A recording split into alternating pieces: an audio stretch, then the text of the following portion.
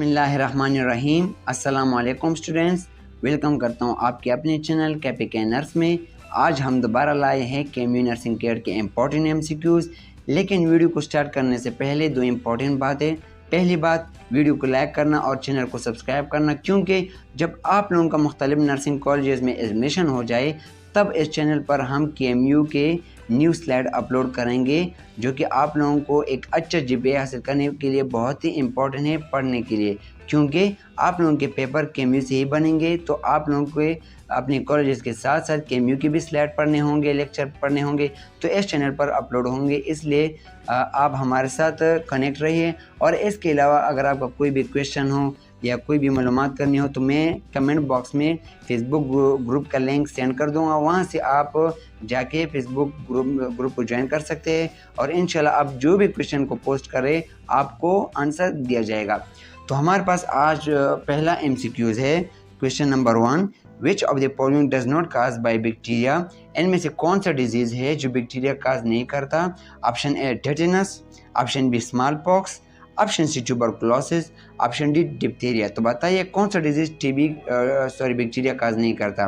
Right option is B small pox, क्योंकि small pox जो है वो वायरस काज करता है। कौन सा वायरस?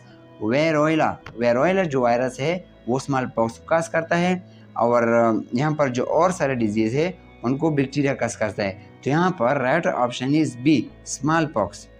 हमारे पास अगला क्वेश्चन है। Question number 2, a clone baby sheep Dolly was attributed to.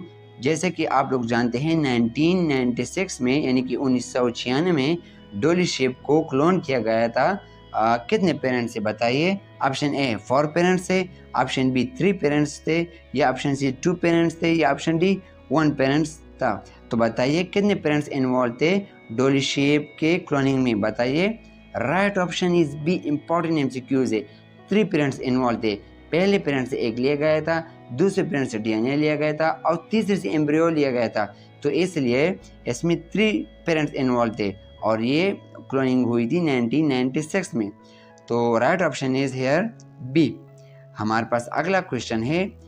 Question number 3, the rate of the breathing of a child of 5 year old is about, यानी कि 5 साल बच्चा कितने ब्रीथ करते हैं पर मिनट। बताइए। ऑप्शन ए 44 टाइम्स ब्रीथिंग पर मिनट, या बी 40 टाइम्स पर मिनट, या सी 25 टाइम्स पर मिनट, या डी 20 टाइम्स पर मिनट।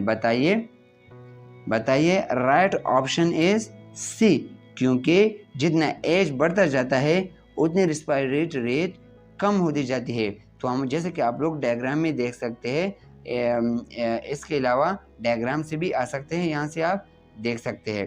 तो हमारे पास यहाँ पर राइट ऑप्शन इज सी। हमारे पास अगला क्वेश्चन है।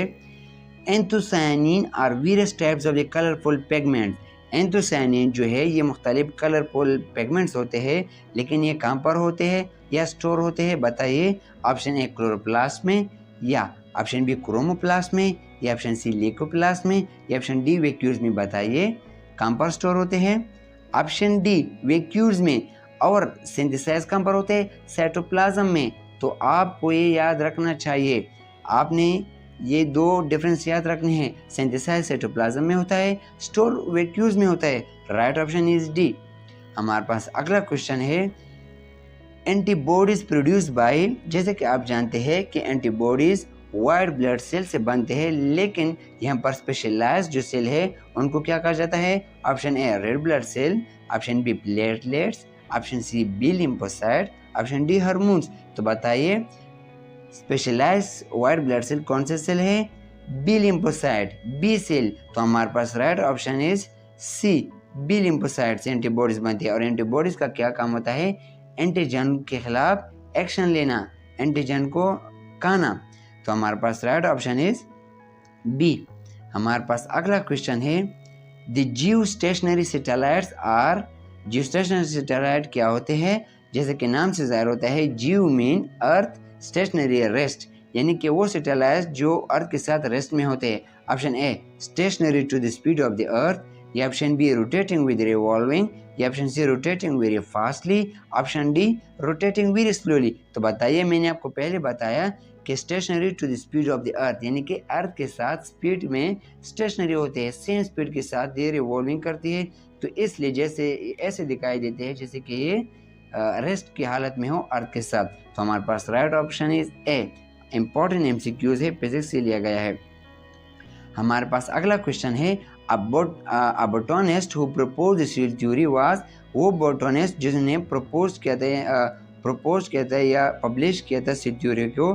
तो right option is option A Schleiden, option B Schwann, option C Robert Hooke, option D Robert Brown. तो बताइए right option is option A Schleiden. Schleiden को एम.जे. श्लेडन भी कहा जाता है और 1838 में इन्होंने सेल थ्योरी प्रपोज की थी। लेकिन ये बोटोनिस्ट है, अगर कोई और साइंटिस्ट का नाम अगर बोटोनिस्ट ना होता तो दूसरी साइंटिस्ट का होता। तो यहाँ पर बोटोनिस्ट भी है और इसके अलावा श्लेडन, एम.जे. श्लेडन इसका पूरा नाम भी है और 1838 में इन्होंने थ्योरी पब्लिश की थी। हमारे पास अगला क्वेश्चन है, केमिस्ट्री का इंपॉर्टेंट एमसीक्यूज है। Lucas test is used to detect the presence of. Lucas test वो टेस्ट है जो किस चीज़ को प्रेजेंस करती है। ऑप्शन ए अल्कोहल को, ऑप्शन बी फिनॉल को, ऑप्शन सी अमीनो एसिड को, ऑप्शन डी कार्बोक्सिलिक एसिड को। तो बताइए ल्यूकस टेस्ट किसको प्रेजेंस करती है या इंडिकेट करती है। ऑप्शन ए अल्कोहल, क्योंकि अल्कोहल की 3 टाइप्स होते हैं, प्राइमरी, सेकेंडरी, टर्शरी। तो अगर आपको मालूम करना है कि अल्कोहल के कौन सा टाइप में हमारे पास है, तो अगर प्राइमरी हो तब वो रिएक्ट नहीं करेगा ल्यूकस टेस्ट के साथ, रिएजेंट के साथ। अगर सेकेंडरी अल्कोहल हो तो वो स्लोली रिएक्ट करेगा। अगर टर्शरी अल्कोहल हो तो बहुत तेज़ी के साथ रिएक्ट करेगा और क्लोर जैसे बनाएंगे ट्यूब में। तो हमारे पास यहाँ पर क्या करते हैं, अल्कोहल को प्रेजेंस करते हैं या लोकेट करते हैं, इंडिकेट करते हैं, और अल्कोहल में पहले अल्कोहल टाइप्स को इंडिकेट करते हैं। तो हमारे पास यहाँ राइट ऑप्शन इज ए। हमारे पास अगला क्वेश्चन है, question number 9। Speech and language area are located in the. Speech और लैंग्वेज हमारे ब्रेन के कौन से एरिया में होते हैं। ऑप्शन ए या कौन सा एरिया कंट्रोल करती है। ऑप्शन ए थैलेमस, नहीं क्योंकि थैलेमस स्टिमुलस को कंट्रोल करता है। ऑप्शन बी मेडुला ऑब्लोंगेटा, नहीं क्योंकि मेडुला ऑब्लोंगेटा रेस्पिरेटरी सेंटर को कंट्रोल करता है। Option C right cerebral hemisphere, नहीं, और option D left cerebral hemisphere. जी हाँ, हमारे पास लेफ्ट सेरेब्रल हेमिस्फीयर में ब्रोन का एरिया एक एरिया है जहाँ पर स्पीच और लैंग्वेज को कंट्रोल किया जाता है। तो हमारे पास यहाँ पर right question answer is D, left cerebral hemisphere. हमारे पास अगला क्वेश्चन है, question number 10। Sodium, bromine, oxygen, 10H2O is the formula of. ये जो मॉलिक्यूल है जो आप देख रहे हैं ये किसका फार्मूला है। Option A bauxite, option B borax, option C carborundum, option D सिलोमेंटेट। तो बताइए right option is B borax, क्योंकि बोरेक्स जो है वाइट सब्सटेंस है और ये क्लीनिंग के लिए इस्तेमाल किया जाता है। तो हमारे पास right option is B borax. हमारे पास अगला क्वेश्चन है, पाइटोक्रोम्स आर इन्वॉल्व इन दी। पाइटोक्रोम्स किस में इन्वॉल्व होते हैं बताइए। Option A photoperiodism, option B phototropism, option C photophosphorylation, option D photorespiration. तो हमारे पास राइट ऑप्शन इज बताइए फोटोपेरोडिज्म, क्योंकि फोटोपेरोडिज्म जो होते हैं ये प्लांट्स में होते हैं और ये इम्पोर्टेंट है एक प्लांट में, इसलिए इम्पोर्टेंट है क्योंकि ये रिस्पॉन्स करता है डे लेंथ को। यानी कि सनफ्लावर जो है जब सूरज निकलता है तो सनफ्लावर का जो फेस है वो सूरज की तरफ हो जाता है। तो इसमें फोटोपेरोडिज्म एक ऐसी रिस्पॉन्स होती है जो प्लांट में ज़रूरी होती है क्योंकि सनलाइट के लिए। तो हमारे पास राइट ऑप्शन इज ए फोटोपेरोडिज्म। हमारे पास अगला क्वेश्चन है, which of the following is not a vector quantity. हमारे पास यहाँ पर कौन सा वेक्टर क्वांटिटी नहीं है इनमें से बताइए। Option A electric field intensity, option B gravitational field intensity, option C magnetic induction, option D electromotive force. बताइए राइट ऑप्शन इज बताइए। हमारे पास राइट ऑप्शन है मैग्नेटिक इंडक्शन, क्योंकि इलेक्ट्रिक फील्ड इंटेंसिटी जो होती है उसका डायरेक्शन होता है और इसके अलावा ग्रेविटेशनल फील्ड का भी ग्रेविटेशनल फोर्स की वजह से, और इलेक्ट्रोमोटिव फोर्स जो होता है ये भी एक ख़ास डायरेक्शन में होता है। तो यानी कि मैग्नेटिक इंडक्शन जो है ये सिर्फ मैग्नीट्यूड इसकी वैल्यू होती है, डायरेक्शन की कोई ज़रूरत नहीं होती। तो हमारे पास यहाँ पर right option is C, magnetic induction. हमारे पास अगला क्वेश्चन है, स्मूथ एंडोप्लाज्मिक रेटिकुलम मैक्स, जैसे कि आप जानते हैं रफ एंडोप्लाज्मिक रेटिकुलम और स्मूथ एंडोप्लाज्मिक रेटिकुलम ये एंडोप्लाज्मिक रेटिकुलम के पार्ट है। तो हमारे पास स्मूथ एंडोप्लाज्मिक रेटिकुलम क्या बनाती है? Option A enzyme, option B lipids, option C protein, option D sugar.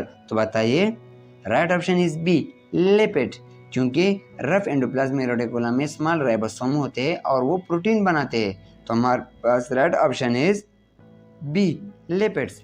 हमारे पास अगला क्वेश्चन है, question number 14, BCG vaccine are usually given to, BCG vaccine जो है यूजुअली किस एज को दिया जाता है? ऑप्शन ए चिल्ड्रन को, ऑप्शन बी एडल्ट्स को, ऑप्शन सी स्पेशल पर्सन को, option D all of the above को। बताइए, BCG वैक्सीन जो है अमेरिका में ये बहुत कम दिए जाते हैं, तो ये चिल्ड्रन को दिए जाते हैं। हमारे पास राइट ऑप्शन इज ए। हमारे पास अगला क्वेश्चन है, the velocity of the projectile at its maximum height. Velocity जो प्रोजेक्टाइल जो मोशन होता है, कर्व जो मोशन होता है, प्रोजेक्टाइल की मैक्सिमम हाइट पर वेलोसिटी कितनी होगी? बताइए, right option is option A 0, option B minimum, option C maximum, option D in between maximum and minimum. तो बताइए, जब प्रोजेक्टाइल मैक्सिमम हाइट पर पहुंच जाता है तो हमारे पास उसकी वेलोसिटी जो होती है 0 होती है, स्पीड 0 होती है, लेकिन y वर्टिकल लाइन पर और x एक्स पर उसके फिर भी मोशन स्पीड 0 नहीं होती। लेकिन यहाँ पर हम सिर्फ मैक्सिमम हाइट के बारे में बात बताई जा रही है और कंपोनेंट की बात नहीं बताई जा रही है। तो सिंपल हमारे पास ऑप्शन है ए 0, मैक्सिमम हाइट पर वेलोसिटी 0 होती है। अगर हम कोई बॉल ऊपर फेंकते हैं तब भी अगर मैक्सिमम हाइट पर बॉल पहुंच जाता है तब वो इसकी वेलोसिटी 0 हो जाती है। तो यहाँ पर प्रोजेक्टाइल मोशन की भी मैक्सिमम हाइट पर 0 है, ऑप्शन ए। हमारे पास अगला क्वेश्चन है, the cross between two dissimilar individual is called. जब दो डिसिमिलर मुख्तलिफ स्पीशीज के दरमियान क्रॉस हो जाती है तो हमारे पास उस प्रोसेस को क्या कहा जाता है? ऑप्शन ए टेस्ट क्रॉस, नहीं, ऑप्शन बी इंटरब्रीडिंग, नहीं, ऑप्शन सी एपिस्टेसिस, नहीं, ऑप्शन डी हाइब्रिडाइजेशन। जी हाँ, हाइब्रिडाइजेशन में दो मुख्तलिफ स्पीशीज को एक दूसरे के साथ क्रॉस करते हैं और न्यू इंडिविजुअल बना दिया जाता है। तो हमारे पास राइट ऑप्शन इज डी। हमारे पास अगला क्वेश्चन है, question number 17, replication of the DNA occur in the. बताइए, option A interphase, option B prophase, option C metaphase, option D anaphase. तो राइट ऑप्शन इज, बताइए, जैसा कि आप जानते हैं कि डीएनए रेप्लिकेशन या डीएनए सिंथेसिस एस फेज में होता है, यानी कि सिंथेसिस फेज में, और सिंथेसिस फेज या एस फेज कहाँ पर होता है? इंटरपेज में। तो हमारे पास right option is A interphase. हमारे पास अगला क्वेश्चन है, the solid in which the molecule are arranged in a regular repetitive manner. वो सॉलिड जिसका मॉलिक्यूल स्ट्रक्चर जो होता है एक खास तरतीब रिपीटेटिव रेगुलर शक्ल में होता है। तो हमारे पास कौन सा शेप है? ऑप्शन ए एमोर्फस, नहीं, क्योंकि एमोर्फस तो उसका शेप इरेगुलर होता है। बी ग्लासी सॉलिड, नहीं, ऑप्शन सी पॉलीमर्स, नहीं, ऑप्शन डी क्रिस्टल। जी हाँ, क्रिस्टल में एक खास रिपीटेटिव पैटर्न में मॉलिक्यूल अरेंज होते हैं। तो हमारे पास राइट ऑप्शन इज डी। हमारे पास अगला क्वेश्चन है, lens law is a particular form of law of conservation of. Lenz law जो होते हैं वो किसके लॉ ऑफ कंजर्वेशन को सेटिस्फाई करते हैं? लेंस लॉ में क्या बताया जाता है कि जब करंट प्रोड्यूस होता है किसी भी कॉइल में तो उसमें एक ऐसा direction, opposite direction current movement करेगा कि जब आप आगे मैग्नेटिक को अंदर आगे ले जाएंगे उसके सामने तो उसको रेजिस्ट करने के लिए उसका डायरेक्शन ऑपोजिट होगा। तो हमारे पास ये सिंपल से आप ये रटा कर ले कि Lenz law is a particular form of. Lenz law ये सजेस्ट करते हैं कि it is the law of conservation of what? Option A charge, option B current, option C energy, option D magnetic field. तो Lenz law जो है ये conservation of the energy को satisfy करती है, यानी कि लेंस लॉ डिफाइन करती है कि लॉ ऑफ कंजर्वेशन जो है उसमें एनर्जी की लॉ ऑफ कंजर्वेशन होती है। यानी कि लॉ ऑफ कंजर्वेशन क्या है ऑफ द एनर्जी, कि energy not be created not be destroyed, energy कभी ख़त्म नहीं होती और न ही आप बना सकते हैं, बल्कि एनर्जी एक शेप से दूसरे शेप में आप सिर्फ कन्वर्ट कर सकते हैं। तो law of conservation of energy को लेंज लॉ सेटिस्फाई करती है। हमारे पास राइट ऑप्शन इज सी। हमारे पास अगला क्वेश्चन है, the sense of hearing is concern with the, जैसे कि आप जानते हैं कि ब्रेन का एक पार्ट है जहाँ पर हेयरिंग को कंट्रोल किया जाता है, तो कौन सा पार्ट है? Option A forebrain, option B cerebellum, option C midbrain, option D hypothalamus. Right option is, बताइए मिड ब्रेन। और मिड ब्रेन कहाँ पर होता है? टेम्पोरल लोब में। तो यहाँ पर इसके बजाय मिड ब्रेन की बजाय टेम्पोरल लोब भी आ सकता है। तो हमारे पास right option is C.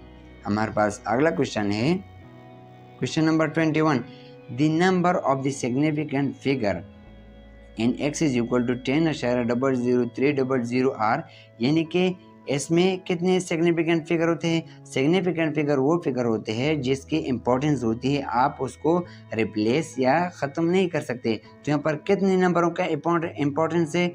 Option A 7 number इसमें सिग्निफिकेंट फिगर है, या ऑप्शन बी 8 सिग्निफिकेंट फिगर्स है, या ऑप्शन सी 5 सिग्निफिकेंट फिगर्स है, या ऑप्शन डी 3। तो बताइए कितने सिग्निफिकेंट फिगर है, बताइए।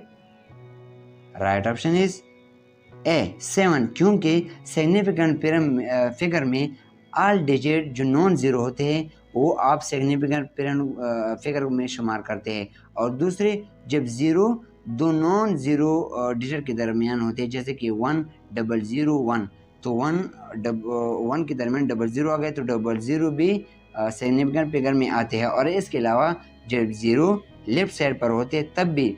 तो हमारे पास ये कुछ रूल्स है, फिजिक्स में आप लोगों ने पढ़े होंगे, तो यहाँ पर हम किसी को भी रिप्लेस या डिलीट नहीं कर सकते। तो हमारे पास right option is A 7 significant figure. हमारे पास अगला क्वेश्चन है, minimum number of the forces that keep the body in the equilibrium state. Equilibrium state वो स्टेट होता है जहाँ पर एक्सेलरेशन इज इक्वल टू 0। तो क्या होता है कि इक्विलिब्रियम स्टेट में मैक्सिमम कितने फोर्स एक बॉडी पर लगाए जा सकते हैं जो बॉडी को इक्विलिब्रियम में रख सकते हैं? तो बताइए।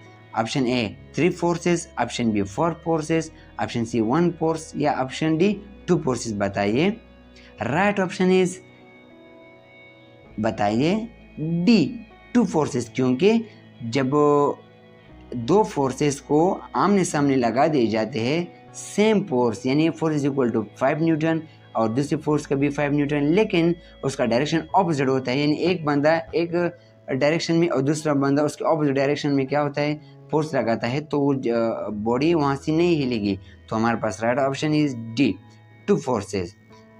हमारे पास अगला क्वेश्चन है, live attenuated vaccine are used for all of the following. Live attenuated vaccine जो है हम सारों के लिए इस्तेमाल करते हैं जो नीचे दिए गए हैं, लेकिन एक के खिलाफ इस्तेमाल नहीं कर सकते।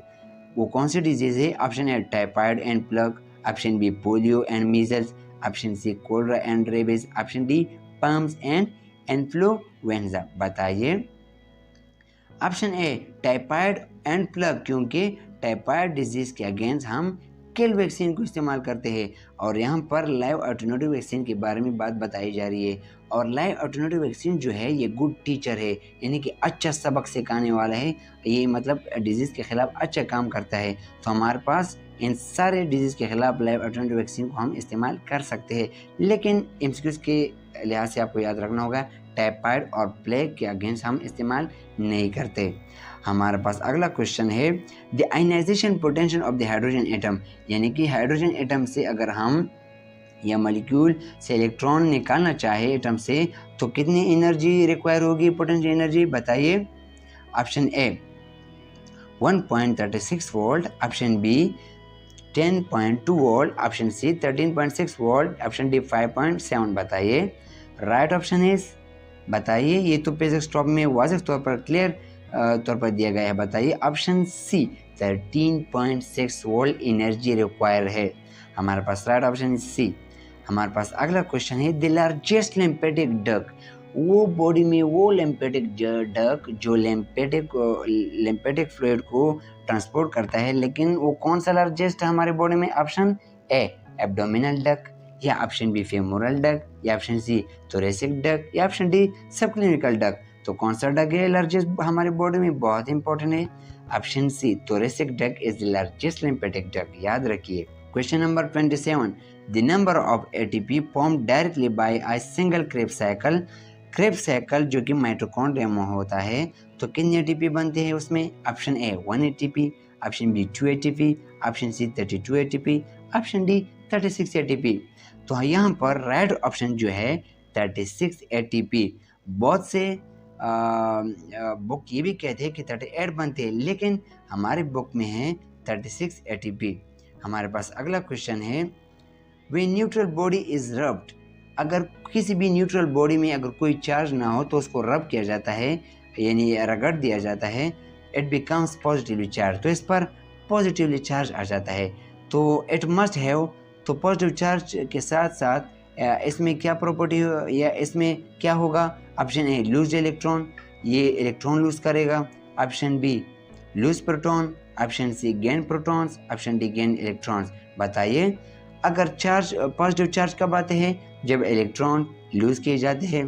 तो हमारे पास right option is option A, जब इलेक्ट्रॉन लूज किए जाते हैं तो पॉजिटिव चार्ज आता है। तो ये न्यूट्रल बॉडी को जब हम रब करते हैं तो पॉजिटिव चार्ज आ जाता है इलेक्ट्रॉन लूज की वजह से, लॉस्ट की वजह से। हमारे पास अगला क्वेश्चन है, when charge particle enter a uniform magnetic field, एक यूनिफॉर्म मैग्नेटिक फील्ड है और आपने एक चार्ज को एंटर किया, there is change in the, तो वहाँ पर क्या चेंज होगी? Option A kinetic energy, option B magnitude of the velocity, option D direction of the velocity, option D all of the above. तो बताइए, option C direction of the velocity. जब आप uniform magnetic field में जब आप enter करते हो charge को, तो वो डायरेक्शन जो इसको जो वेलोसिटी होती है वो सर्कुलर मोशन में हरकत करेगा जब आप कोई भी इलेक्ट्रॉन को या चार्ज पार्टिकल को यूनिफॉर्म मैग्नेटिक फील्ड में एंटर करते हो। बहुत इंपॉर्टेंट एमसीक्यूज है। हमारे पास अगला क्वेश्चन है, फॉलोइंग ब्रीथिंग और nasal pathway are composed of the cartilage except, यानी कि जो नीचे दी गई है ये हमारे पास ब्रीथिंग के एयरवे है या नजल पाथवे है। तो यहाँ पर सारे कार्टिलेज से बने हुए हैं, लेकिन एक स्ट्रक्चर जो है कार्टिलेज उसमें नहीं पाया जाता। तो बताइए कौन सा है? ये तो आपने सेकंड ईयर बायोलॉजी में पढ़ा होगा। बताइए, ऑप्शन ए ट्रेकिया में, ऑप्शन बी ब्रोंकस में, ऑप्शन सी ट्रेक्यूल्स में, ऑप्शन डी ब्रोंक्यूल्स में। तो वहाँ पर साफ लिखा हुआ है कि ब्रोंक्यूल्स में जो कि लास्ट स्ट्रक्चर है एक्सचेंज ऑफ द गैसेस का, जिसके ज़रिए ऑक्सीजन या कोई भी कार्बन डाइऑक्साइड एंटर होता है एल्वेलाई में, तो हमारे पास ब्रोंक्यूल्स के ज़रिए एंटर होता है, तो उसमें कोई कार्टिलेज नहीं होता। तो हमारे पास राइट ऑप्शन इज डी, कई बार आ चुका है। हमारे पास अगला क्वेश्चन है, a body in the equilibrium must not have, अगर बॉडी इक्विलिब्रियम में है तो उसमें एक ख़ास प्रॉपर्टी जो होती है वो नहीं होनी चाहिए। कौन सी? Option A kinetic energy, option B velocity, option C momentum, option D acceleration. तो ये मैंने पहले भी बताया कि इक्विलिब्रियम का जो सम ऑफ फोर्स है वो इज इक्वल टू 0 है, या एक्सेलरेशन जो है वो इज इक्वल टू 0 होता है। तो हमारे पास right option is D acceleration. हमारे पास अगला क्वेश्चन है, chlorophyll A and chlorophyll B cheaply observe. जैसे कि आप लोग जानते हैं क्लोरोफिल का क्या काम होता है? लाइट को ऑब्जर्व करना। क्यों? फोटोसिंथेसिस के लिए। तो हमारे पास कौन से यहाँ पर chlorophyll A and B special type है, कौन से लाइट को ऑब्जर्व करते हैं? बताइए। Option A violet and blue light, option B orange light, option C blue light, option D red orange light. बताइए, ये तो आपने पढ़ा होगा फर्स्ट ईयर बायोलॉजी में। Option A is the right option, क्योंकि क्लोरोफिल ए जो है वायलेट को ऑब्जर्व करता है और क्लोरोफिल बी जो है ब्लू लाइट को ऑब्जर्व करता है। तो ये तो आपको याद रखना चाहिए। हमारे पास अगला क्वेश्चन है, sound wave can not be क्या नहीं हो सकते? Option A polarised, option B reflected, option C reflected, option D diffracted. तो कुछ ऐसे एमसीक्यूज़ है जो आप लोगों को रटा होना चाहिए, आप लोगों को याद होना चाहिए, ताकि जब एमसीक्यूज़ आ जाए तो आप बिल्कुल आसानी से हल कर सके, क्योंकि 90 मिनट्स होंगे और 100 एमसीक्यूज़ होंगे। तो आपने क्या करना होता है, आपने एमसीक्यूज़ को कुछ रटा करना होता है, जो जैसे कि यहाँ पर एमसीक्यूज़ सिंपल से बात है, sound wave can not B, तो हमारे पास ऑप्शन कौन सा आता है, पोलराइज्ड, क्योंकि साउंड वेव जो है ये लॉन्गिट्यूडनल वेव है और सिर्फ ट्रांसवर्स वेव जो है पोलराइज किए जाते हैं, जैसे कि लाइट जो है ट्रांसवर्स वेव है वो पोलराइज किए जाते हैं, लेकिन साउंड वेव लॉन्गिट्यूडनल वेव है, पोलराइज नहीं की जा सकते। तो बहुत इंपॉर्टेंट एमसीक्यूज है। Question number 35, carotenoid contain carotenoid pigments है और इसमें क्या होते हैं, option A carotenes, option B xanthophylls, option C chlorophylls, option C both A and B. बताइए। Option D both carotenes and xanthophylls, क्योंकि कैरोटिनॉइड जो है दो टाइप से इसके, एक है ज़ेनथोपेल और दूसरा जो है कैरोटीन। ज़ेनथोपेल येलो कलर का होता है प्लांट्स में, यानी येलो कलर बनाते हैं, और जो ऑप्शन ए जो कैरोटीन्स है वो फोटोसिंथेसिस में बहुत इंपॉर्टेंट किरदार अदा करता है। तो हमारे पास कैरोटिनॉइड के दो टाइप्स है, option A and B, carotene and xanthophyll. हमारे पास अगला क्वेश्चन है, the least toxic excretive product, जैसे कि हम जानते हैं कुछ एनिमल में एमोनिया होता है बहुत ख़तरनाक, और कुछ एनिमल में यूरिया होता है सेकंड ख़तरनाक, और हमारे पास जो थर्ड ऑप्शन पर आता है यूरिक एसिड, जो बहुत लीस्ट टॉक्सिक होते हैं, यानी कि 1 मिलीलीटर चाहिए होता है पानी उसको टॉक्सिसिटी को ख़त्म करने के लिए, जैसे कि बर्ड्स में होते हैं। तो हमारे पास, क्योंकि बर्ड्स तो ज़्यादा पानी नहीं पीता, तो हमारे पास third option is C, uric acid is a least toxic products. हमारे पास अगला क्वेश्चन है, gibberellin was isolated from the, gibberellin hormone है और ये कहाँ से आइसोलेट किए जाते हैं, ये आइसोलेट किए गए थे, बताइए। Option A an algae, option B a fungus, option C a bacterium, option D a virus. तो आपके ख्याल में कौन सा ऑप्शन आता है, बताइए, ऑप्शन बताइए। Right option is A in LG.